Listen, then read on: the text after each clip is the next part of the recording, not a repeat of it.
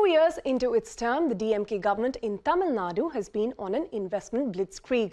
With its Global Investment Summit half a year away, it has already signed on some big-ticket investments from MNCs in technology and manufacturing, and it is on track to sign more MOUs in the coming months.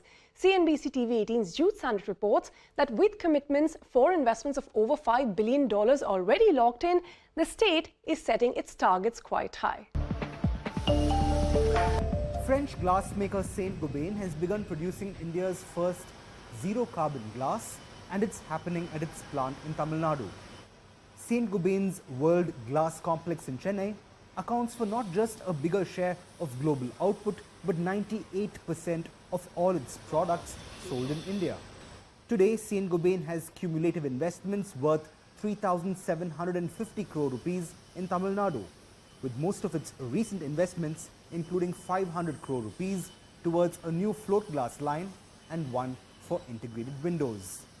The company says it wants to expand further. We are at this point in time discussing with the government and the other related stakeholders.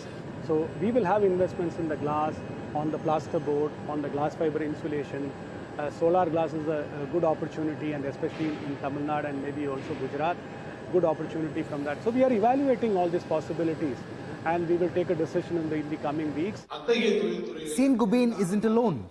Korean auto major Hyundai, which has a strong presence in the state for years, recently committed to invest 20,000 crore rupees or $2.4 billion towards EV manufacturing at its plant in Sri Perumbudur. The focus by the government of India of equipping India with a strong EV infrastructure, we have announced this 20,000 crore, which will be spread over a period of 10 years, which will envisage investment into these future technologies, especially in terms of EVs, further also expanding our existing capacities and also setting up new plant and machinery so that we can augment our production from the traditional ICE-based and further increase our penetration into the EV market. The state has no plans to slow down.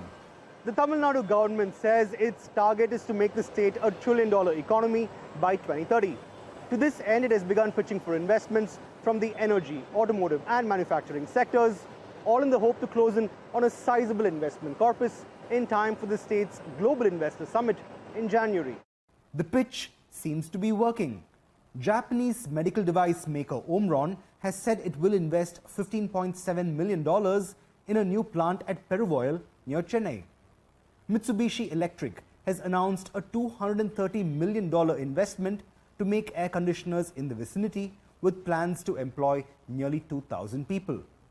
Before that, American telecom major Cisco said it would make switching networks and router platforms in Chennai and has set itself a target to do business worth $1 billion while employing 1,200 people. The biggest investment commitment by far has come from Malaysian energy major Petronas, $4.1 billion towards a 4,000-hectare green hydrogen project in Tuticorin.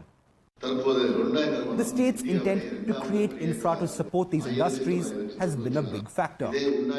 Already a lot of good stuff is happening in Tamil Nadu, and I think with a little bit more push and investments into the state, I think a lot more can happen.